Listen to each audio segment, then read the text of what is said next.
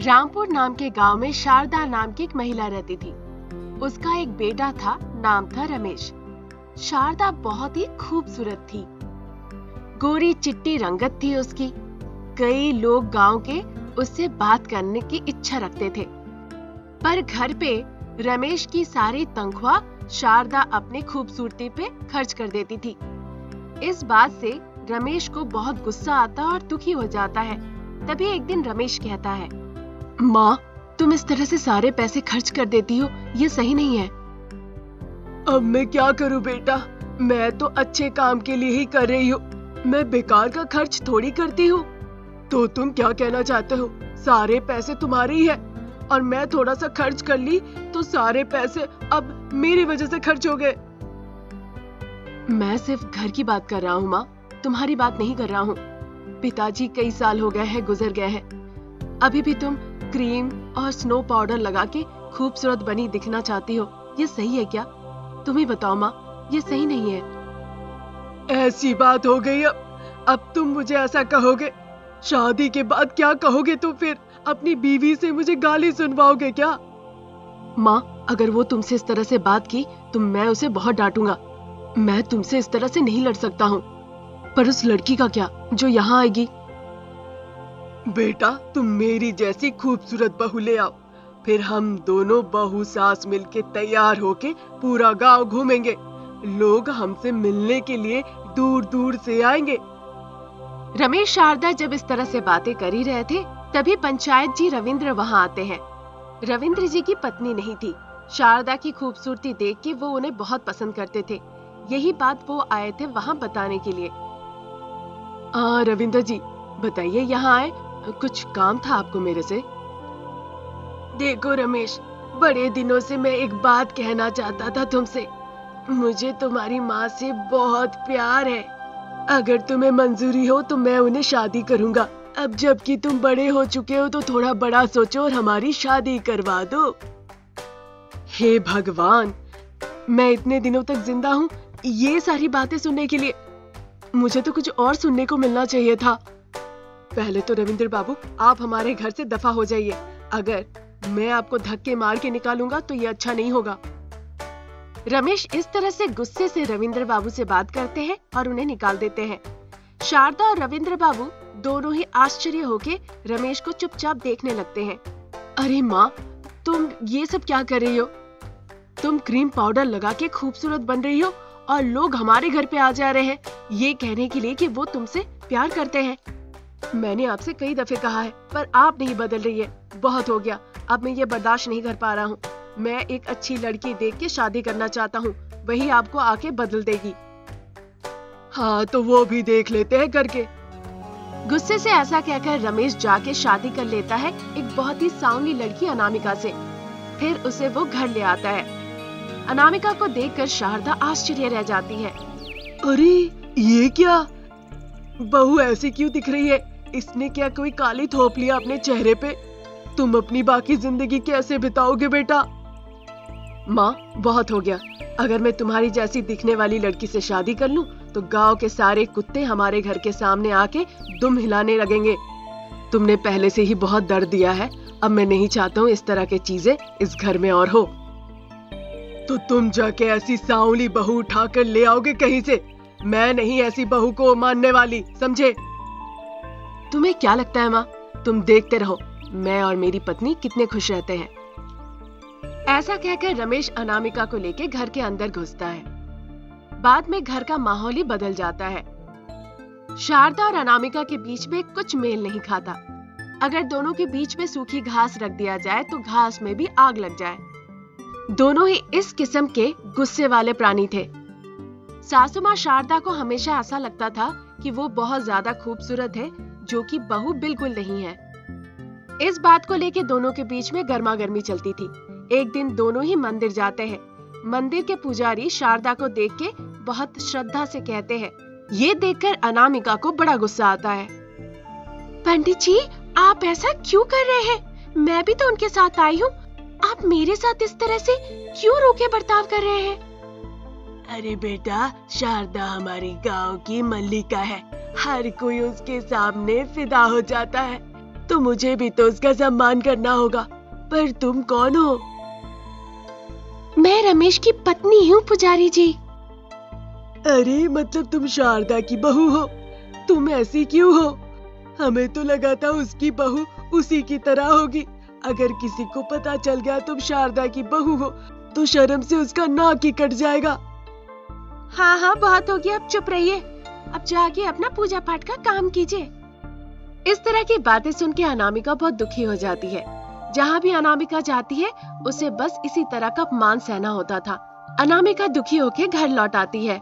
फिर वो घर से बाहर निकलना बंद कर देती है। तभी शारदा वजन घटाने के लिए डांस क्लास जाया करती थी सुबह के वक्त में। अगर मैं वजन घटा के पतली हो गई तो सभी लोग मुझे देख के हैरान रह जाएंगे। तब जाके मेरा रुआब सबको समझ में आएगा। मैं जा रही हूँ डांस एक्सरसाइज करने। हाय रे दैया, और क्या क्या मुझे देखना पड़ेगा। इस उम्र में ये सब क्या पागलपन है। अनामिका की ऐसी बातें सुन के शारदा को बड़ा गुस्सा आता है। वो गुस्से में आके कदम बढ़ाती है और बस फिसल के गिर जाती है। उसे बहुत ज्यादा चोट लगती है, बहुत ज्यादा खून बह जाता है। अनामिका और रमेश जल्दी से शारदा को अस्पताल ले जाकर उसे भर्ती करते हैं। हमें इनका ऑपरेशन करना पड़ेगा, पर हमारे पास खून नहीं है। अगर आप खून की व्यवस्था कर देते हैं तो हम जल्दी से इनका ऑपरेशन शुरू कर सकते हैं। अनामिका सासू माँ को खून देती है। शारदा की तबीयत ठीक हो जाती है और फिर से वो पहले जैसी हो जाती है। फिर भी शारदा का अहंकार नहीं जाता। बेटा रमेश, तुमने खाना खाया? उस काले रंग की लड़की के साथ तुम रह पा रहे हो? देखो, मुझे एक बार भी देखने नहीं आई। तुम समझ रहे हो ना कितना अहंकार है उसे। जलती है मुझसे, मैं गोरी हूँ ना इसलिए। बहुत हो गया माँ, अब आप कितना अनामिका का अपमान करेगी। अनामिका दुखी हुई, पर आज तक आपके खिलाफ जाके उसने एक शब्द नहीं कहा। अभी भी तुम अहंकार की बात कर रही हो कि तुम गोरी हो, पर तुम्हें जिंदा रखने के लिए जो खून बह रहा है ना, वो तुम्हारी काली बहू का ही है। कम से कम अब तो इंसानों का सम्मान करना सीख लो माँ। उसी वक्त अनामिका वहाँ आ जाती है। बहू को देखकर सासू माँ रोने लगती है और उसे गले लगा लेती है। अनामिका से माफी मांगने लगती है वो। बाद में वो अपनी बहू से कहती है उसका क्रीम लगा के वो भी गोरी हो जाए। इस तरह सास बहू एक हो जाते हैं। ये देखकर रमेश बहुत खुश होता है। एक गांव में शारदा नाम की एक सासू माँ रहती थी। उसकी बहू का नाम था अनामिका। अनामिका के पति रमेश शहर में काम करता था। अनामिका के 2 बच्चे थे, चरण और लहरी। घर का सारा काम अनामिका खुद करती थी, इसीलिए वो अक्सर बीमार रहा करती थी। अभी भी वो 4 दिनों से बीमार थी और इस बारे में उसने ना ही अपने पति ना ही अपने बच्चों को कुछ कहा था। बीमार होने के बावजूद अनामिका घर का सारा कामकाज करती है। अगर वो अपने पति से इस बारे में कहती तो उन्हें उसे अस्पताल ले जाना पड़ता, क्योंकि उसके पास पैसे नहीं थे। इस बात से उसे बहुत बुरा लगता है और वो मन ही मन बहुत रोती है। तब तक सासू माँ के चिल्लाने की आवाज आती है। चिल्ला चिल्ला के जान दे दूं क्या? यहाँ आओ, घर पर एक बीमार इंसान है और उसे तुम ठीक से देखभाल भी नहीं कर रही हो। पता नहीं क्या गुल खिला के इसने मेरे बेटे को ही अपने वश में कर लिया। क्या हुआ सासू माँ, आपने बुलाया? अब चाय लाके मेरे मुंह में डालो। चाय का समय हो गया है, तुम्हें कोई अकल नहीं है? हर दिन बताना पड़ेगा। 1 घंटा पहले ही तो आपको चाय दिया, इसीलिए सोचा थोड़ी देर बाद लाके फिर से चाय दे दूंगी। अपनी जुबान चलाना बंद करो। तुम अपनी जायदाद दे रही हो, मेरा बेटा जो कमा रहा है वहीं से लाके दे रही हो, और जल्दी से जाके चाय लाके मुझे दे दो, समझी? ठीक है सासू माँ, अभी बना के मैं ले आती हूँ। सासू माँ की ऐसी बातें सुन के अनामिका को बहुत बुरा लगता है और वो किचन में चली जाती है। किचन में जाके देखा तो दूध खत्म हो चुका था। उसे समझ नहीं आ रहा था उसे क्या करना चाहिए। महीने के राशन भी खत्म थे। उसके पति ने 2 महीने से पैसे भी नहीं भेजे थे। उसके पति के ऑफिस में तनख्वाह नहीं मिल रही थी। इससे उसकी और चिंता बढ़ जाती है। अरे दूध तो खत्म है, अब मैं क्या करूं? मैं काम करती हूँ, दुकान से दूध ले आती हूँ उधार में और फिर सासू माँ को चाय बना देती हूँ। ये सोचकर अनामिका पास की दुकान में जाती है। शंकर भैया, 1 कप दूध दे दीजिए ना उधार में। जैसे ही पैसे आएंगे मैं आपको लौटा दूंगी। सासू माँ बहुत बुजुर्ग है, उनको चाय देना है। क्या बहन, तुम्हारे पति कहीं गए हैं क्या? नहीं तो, वो हर दिन घर से ही ऑफिस जाते हैं, इसी रास्ते से वो गए हैं। आपने उन्हें नहीं देखा आज क्या? नहीं, मैं तो रोज ही देखता हूँ, पर पिछले 1 हफ्ते पहले देखा था, इसीलिए मैं पूछ रहा हूँ। मेरे पति से कुछ कहना है क्या? उसने 1 हफ्ते पहले 10,000 रुपए लिए थे मुझसे उधार और कहा था 2 दिनों में लौटा दूंगा। तब से उन्हें नहीं देख रहा हूँ। मैं आता तो बुरा होता, इसीलिए मैं चुपचाप बैठा हूँ। अरे, ये तो नहीं पता था भैया, पर आज रात जब वो आएंगे तो मैं उनसे पूछूंगी इस बारे में। शंकर से ऐसा कहकर अनामिका अपने घर लौट आती है। इसके बाद भी वो अगर चाय मांगती तो अच्छा नहीं दिखता, इसलिए वो चुपचाप घर आ गई। घर आने के बाद उसके दिमाग में वही सारी बातें घूमे जा रही थी। मेरे पति मेरी बात ना सुन के कभी भी ऐसा नहीं कर सकते, फिर उन्होंने उधार क्यों ली? मतलब वो मुझसे कुछ छुपा रहे हैं। अरे, चाय कहाँ है? चाय देने में इतना वक्त लग रहा है, तुम कर क्या रही हो? अंडे दे रही हो? जल्दी से चाय ले आओ। शारदा की आवाज सुन के अनामिका झटके से जागती है। फिर वो जाकर काली चाय बनाती है चाय पत्ती देकर और लेके अपनी सासू माँ को देती है। लीजिए सासू माँ, चाय लीजिए। ये काली चाय क्यों है? मैंने चाय देने को कहा, जहर देने को नहीं कहा था। घर में दूध खत्म हो गया सासू माँ, आपके बेटे 2 महीने पहले तनख्वाह दी थी, राशन के सामान भी खत्म हो गए हैं, मैं क्या करूँ, इसीलिए आपको काली चाय दी। ठीक है, जाओ जाओ अपना काम करो। तब तक वहाँ पे अनामिका के बच्चे आ जाते हैं। माँ, मुझे जल्दी से नाश्ता दे दो। माँ, मुझे भी दे दो, मुझे स्कूल के लिए देर हो रही है। माँ, अरे चिल्ला क्यों रहे हो? तुम लोग आहिस्ता भी तो पूछ सकते हो। अरे बूढ़ी अम्मा, हमारी माँ है, हमारी मर्जी, आपसे पूछा है क्या? लेट हो रहा है, हमें परेशान मत करो, जल्दी से नाश्ता करके हमें स्कूल भी जाना है। तब तक अनामिका नाश्ता ले आकर बच्चों को खाने के लिए दे देती है। माँ, कल से हम स्कूल नहीं जाएंगे, हमारे प्रिंसिपल सर ने कहा है कि तभी आना जब स्कूल फीस भरे, नहीं तो स्कूल के अंदर कदम नहीं रखने को कहा है। पिताजी से कितनी बार कहा है, पर उन्होंने सुना ही नहीं। अब हम क्या करें?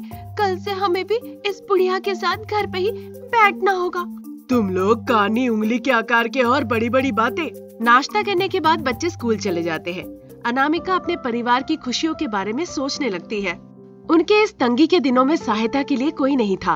अब तो बच्चों की शिक्षा में भी आफत आ गई थी। उसे समझ नहीं आ रहा था उसे क्या करना चाहिए। बहुत देर तक सोचने के बाद उसकी दोस्त विनीता, जो चप्पल के दुकान में काम करती थी, वहाँ काम के लिए पूछने जाती है। अनामिका, तुम्हें तो चप्पल सिलना भी नहीं आता, तुम यहाँ क्यों आई हो और तुम क्या सोच के यहाँ पर आई हो? घर की सारी जिम्मेदारियों के बारे में सोच के विनीता, बच्चों की पढ़ाई रुक गई है। घर के बुजुर्ग इंसान जो सैयाग्रस्त है, 2 महीने से उन्हें तनख्वाह नहीं मिली है, यही सोच कर आई हूँ। अनामिका की ऐसी बातें सुन के विनीता को बहुत बुरा लगता है। वो अनामिका को चप्पल सिलना सिखाती है। कैसे चप्पल सिले जाते हैं अनामिका 1 हफ्ते के अंदर ही सीख जाती है। एक दिन जब वो घर जा रही थी, उसके पति पत्ते खेल रहे थे।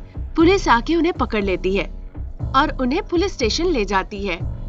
बच्चे, सासू माँ को ये बात पता चलने पे बुरा लगेगा, ये सोचकर अनामिका कह देती है कि उनके पिताजी गांव गए हैं कुछ दिनों के लिए। बाद में चप्पल जूता सिल के अनामिका कुछ पैसे कमाती है। कुछ दिन निकल जाते हैं। सही सबक मिलने के बाद रमेश घर लौट आता है। रास्ते में अनामिका को चप्पल सीते देख रमेश को बहुत बुरा लगता है। अब आपको बदलना ही होगा। मुझे लगता है पूरा परिवार पिता पे निर्भर करता है। अगर आप ऐसी गलती करेंगे तो आपके बच्चों का भविष्य क्या होगा? अब तो बदल जाइए। अरे, मुझसे बहुत बड़ी भूल हो गई अनामिका, माफ कर दो।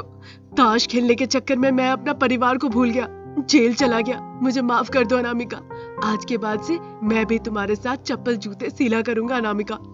रमेश की ऐसी बातें सुन के अनामिका बहुत खुश होती है। उस दिन से अनामिका रमेश साथ में मिलके जूते चप्पल सिला करते थे और पैसे कमा के अपने परिवार को चलाने लगे और अपनी बच्चों की खुशी सुनिश्चित करते हैं।